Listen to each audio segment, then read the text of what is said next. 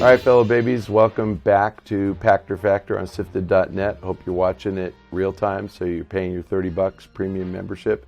If you're watching on YouTube, you're getting it a week late, but we're happy to have you, and just make sure you watch those ads so we can afford to keep making professional quality video. Our first question this week comes from SIFTD from Joaquim Dragoon. How relevant will the Nintendo NX be in 2017 with the possibility that VR may be taking lots of consumer dollars? With projected shipments of 12 million, how can Nintendo even think of hitting that number? Do you think it's being overly optimistic? You know, I actually don't even know where the 12 million number came from. If NX is $1, they're going to sell 1 billion of them. If it's $1,000, they're going to sell 500,000 of them. So it's kind of silly to figure out what the right number is. Tell me what the box is, what does it do, and what does it cost, and I will give you a unit estimate. We're wasting our time worrying about how many millions of units they're going to sell without knowing. Then, and I guess the important thing aside from cost is what I said, what is it going to do? If there's no software, it's a paperweight, and what's the point? So even if it's $1, if there's no games, they're not going to sell 1 billion of them. As far as VR taking lots of consumer dollars, I think you should probably look at your household consumption of energy to answer that question, okay? I filled up my tank today. I've got this Mercedes SUV, that 2006 or 7, I can't remember, it's old, 10-year-old car. For some reason, Mercedes decided it needed to run on premium gasoline. And I paid $2.79 a gallon, and it was pretty empty. And I filled it up, and I actually rounded off to the penny, $50. I took a photograph a couple of years ago because I did the same thing with the same car, and it was $122. And that was when gas was like $4.89 a gallon or something. So it wasn't twice as expensive. I probably needed a gallon or two more. But my point is that I am saving at least $50, on a fill up because gasoline's that much cheaper. And I don't drive that much. But the average household in the U.S. Goes through about 20 gallons of gasoline. And then they obviously burn heat in the winter and air conditioning in the summer if they have it. They consume energy, and energy is less expensive. So do the math. Just take my word for it. Gasoline is about $2 cheaper than it was at its peak a couple of years ago. And if you spend 20 gallons at $2, you're saving $40 a week. That's $2,000. So let's not worry about the dollars that VR is sucking out of the ecosystem. People are going to have more money, and they're gonna buy an NX if it's $1, and they're not gonna buy it if it's 1,000. And if it's $200 and it's really compelling and has amazing content, yes, they'll hit their 12 million unit number. If it's $500 and there's no content, no, they won't hit their 12 million number. I don't know if Nintendo threw out that 12 million. So when you say projected shipments, not my projection. So, and I'm the only one who matters. So I don't really know who said it. How relevant will it be? Let me compliment you on the brilliant part of your question. Will it be in 2017? Very astute, because that's when it's coming out. I don't think you're seeing it in 2016. So, let's see. The possibility that VR may be taking lots of consumer dollars. I think VR is going to have a big flash and then a big bust. I think a lot of people will buy it, and it's also going to succeed or fail based on content. So there are a handful of really cool projects for VR. Let's see if they're immersive enough to get you to spend a few $100 on a system and then use it a lot. If you buy a VR game and it's 15 minutes of fun and you're done, you're probably not buying another one. That's the problem. If you can't get a 130-hour experience out of a VR game, I don't know if people are going to pop for the console or for the game. So it's hard to say how many dollars they'll suck out. So good question, Nintendo NX 2017, possibility that VR will suck some dollars out. Yes, Nintendo's probably optimistic. And no, I don't really think it matters what happens to dollars. If Nintendo makes a good system, they'll sell a lot of them. Okay, we have a question from SIFTD from Tibble and Bits. That's pretty funny. Do I see the Toys to Life game bubble bursting in the near future? If so, what do I think will be the cause? Well, I'll make this one easy. No, I don't. I think that what people miss is that the games that had a bubble had audiences outgrow the game or the genre and then not get replaced.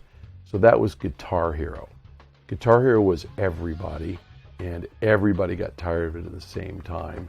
And all that equipment, if you didn't play it for a month or two, was just gathering dust in your living room, and it got shoved out to the garage or the attic or wherever you hide your old stuff.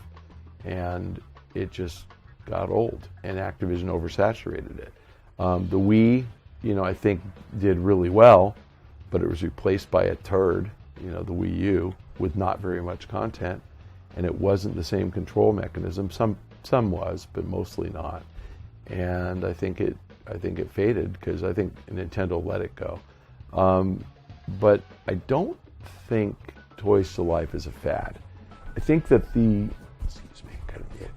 I think that the term, the name of the genre actually is perfect.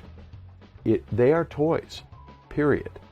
And if you're over, 20, you probably played with toys. And that was, before the internet. If you're 20, when you were a little kid, your parents didn't put you in front of a PC and take you to a porn site and let you play. I mean, you played with toys. And, if you're a little girl or were a little girl, you remember your dolls and you would have them do stuff. They would have a tea party and they would talk and you would make them do stuff. If you were a boy, I don't know, it depends on how old you are, but Transformers toys, they flew, right? Not really, but you moved them through the air like they were flying. G.I. Joe, he shot things. So you imagined that your toys were coming to life. And the Toys to Life genre is just that, for kids who play with toys. So instead of, buying a figurine, buying this and just staring at it, you put it with this in proximity to your device, and it comes to life on the screen, and you can control your toy, and it actually will do what you command it to do. That's pretty cool. And that's the kind of toy I wish I had when I was a kid. And if you're over 20, you wish you had when you were a kid. And I have to say, I actually like Skylanders. I think it's really fun to play. I know so many parents of 5 to 9-year-old boys who love playing Skylanders with their kids, because the kid is delighted by it the same way I was delighted when my dad got me a G.I. Joe, and my sister was delighted when she got a Barbie doll.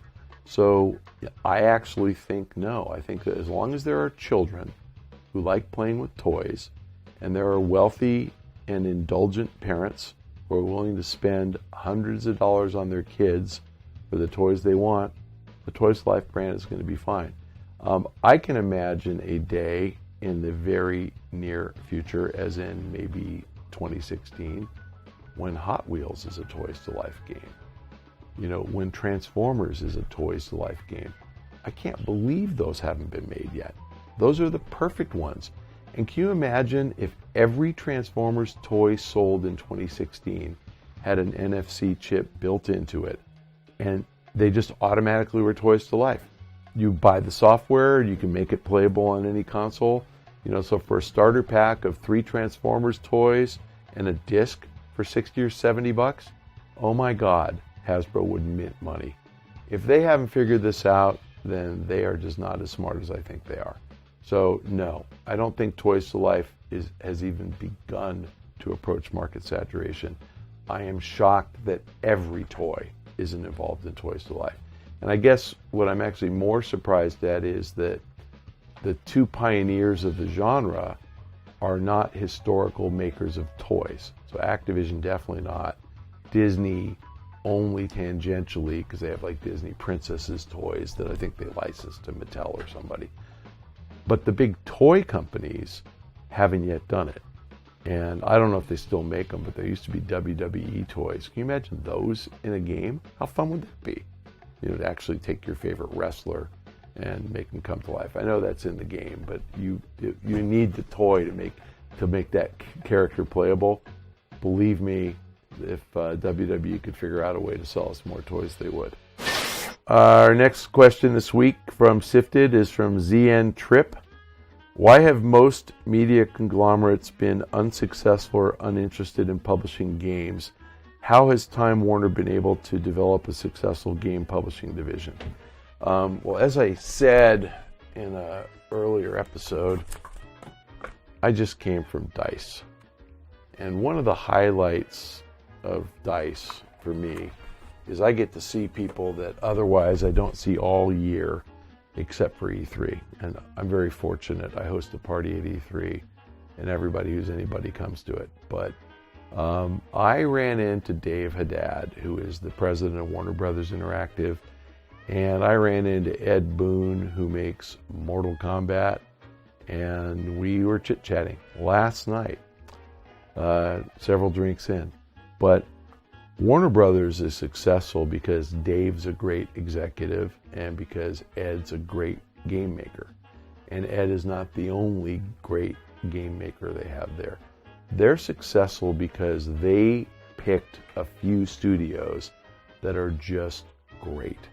And even, you know, it's funny because I remember when they bought these guys, they bought this company, this developer called TT Games. Prior to TT Games, their name was Traveler's Tales. They made a turd game for Midway.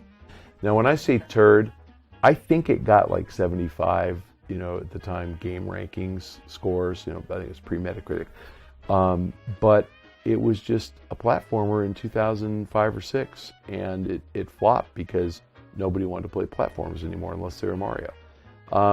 And so these guys had not had much success, but then they stumbled onto Lego, and they did all the Lego Indiana Jones, Lego Batman, Lego Star Wars, Lego Rock Band, and Warner Brothers owned them when they did all that. Same thing with Rocksteady. Like Rocksteady, I don't even know where those guys came from. They're in the UK. I think some of them work for Criterion. I'm not really sure what studios they came from, but I think they'd never made a game before. They were like a startup of a bunch of veterans from other places. And somehow those geniuses at Warner Brothers said, we're going to let them make a Batman game. And you know what? It's freaking phenomenal. And they made 2 of them, 3 of them, 2 of them, 3 of them. Yeah, they made 3 of them. So, and of course, Warner Brothers bought them. It's not that the Warner intellectual property is worth that much. I mean, Batman obviously is pretty powerful. But, you know, and Lego is powerful, and Lord of the Rings is powerful. But if the game sucked, then you wouldn't have asked, why is Time Warner so successful?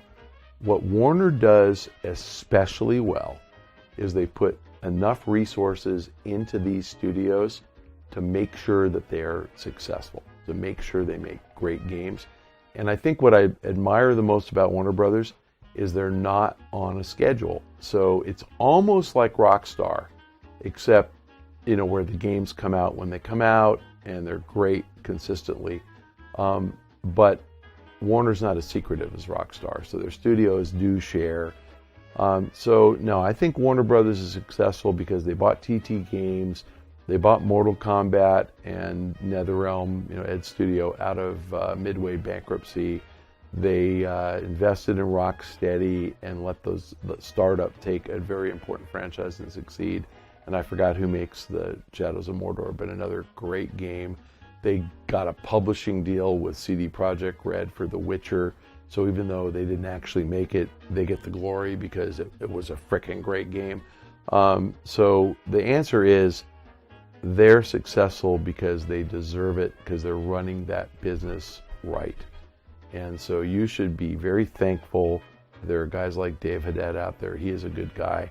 And it's fun to watch because you see Ed Boon standing next to him, and Ed's not afraid of him at all.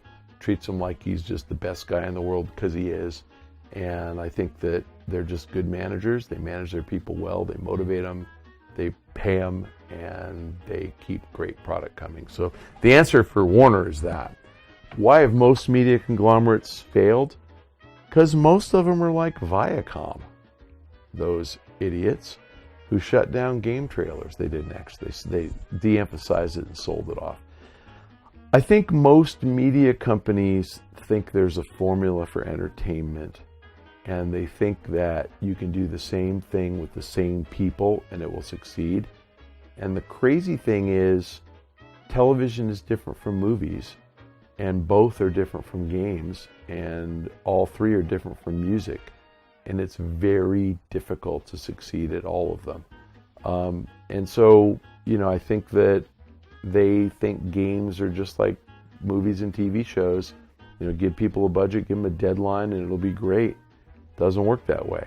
You really got to get, the story right. You got to get the level design right. You got to get the graphics right. You got to get the gameplay right. And it's an art. And I think that it's an art that's not well managed by media companies. Hey, fellow babies, we have a question from Twitter. Not at Klein Stew? It is at Klein. From at Klein Stew on Twitter. You seem to get a lot of valuable info directly from developers and industry executives. Why are they sharing? I'll give you a life lesson here.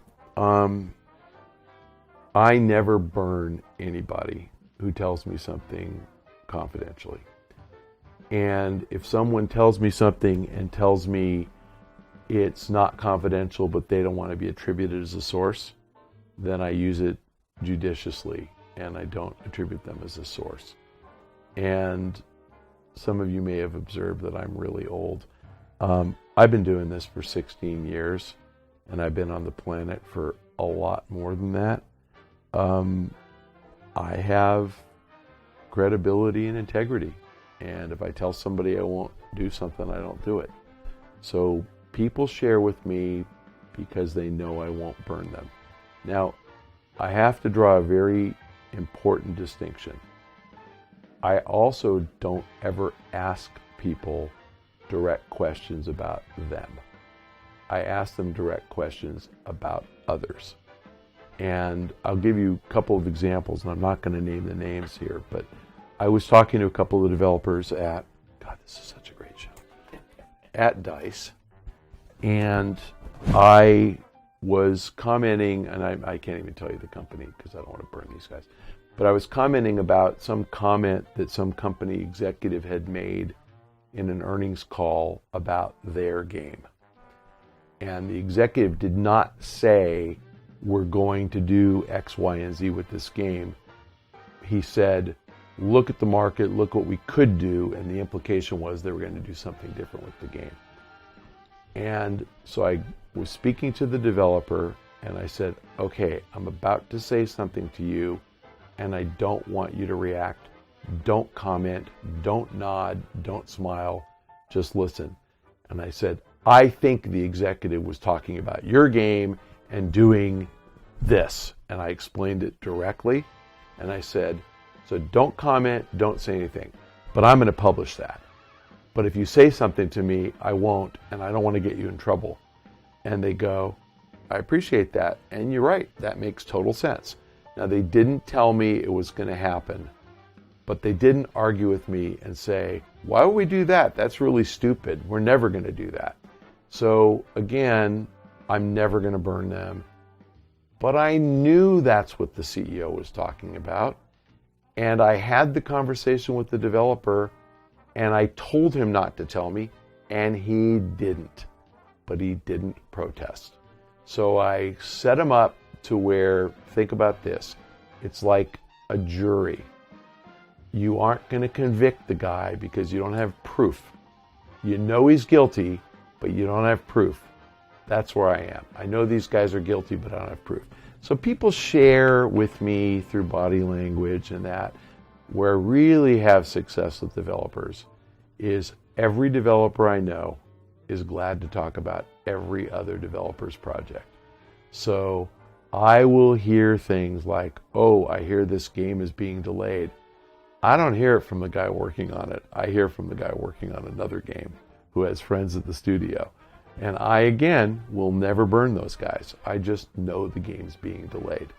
And there's a concept called mosaic theory. You can look it up. It's probably on Wikipedia. And what mosaic theory says is that you are allowed to create a puzzle from a bunch of different pieces of information that come to you independently, and it's a mosaic, and you have to put them all together in the right place. And you're never going to get it all right, but you're allowed to do that. What you can't have is someone hand you the mosaic that is not public information and tell you this is what, like, I can't have them, I'm making this up, this is not happening. But I can't have the CEO of Activision say, yes, we're canceling the Call of Duty series and we're never making it again, because Activision stock would go down. If he told me that, I would actually have to call my compliance department and tell them I just got inside information that's going to make Activision stock go down. That is not happening. I'm just giving you a very dramatic example. Or EA says FIFA pulled the license and we can't make it anymore, or whatever. I mean, I would never, ever act on that information. But I don't ever ask questions like that. I ask questions like, when is the FIFA license up for renewal? And again, I have no reason to believe FIFA is not going to renew the license. But is it possible to ask for more money? Sure. I might write that because it's my job to think about that. But I don't know anything. I will know when the FIFA license expires because I will ask EA that. So my job is to ask a lot of questions, put a lot of stuff together. And so your question, I think, again, I love how you guys that submit written questions actually are thoughtful and you word them very well. I seem to get a lot of valuable info. I don't necessarily get info, I just get vibes. So I don't always get info. Directly from developers, I do get info directly from them, but they don't always say the things that I conclude in so many words. So if you ever hear me say, Activision told me this, or Electronic Arts told me that, it's because they did. But if I ever say, I'm hearing this or I'm hearing that, it's because I talk to these guys all the time. Okay, fellow babies, thank you once again for joining us on the Pachter Factor on SIFTD.net real time and a week later on YouTube. We appreciate your support of SIFTD.net, and we appreciate you sitting through ads on YouTube. It's how we can afford to make this high quality content. See you next week.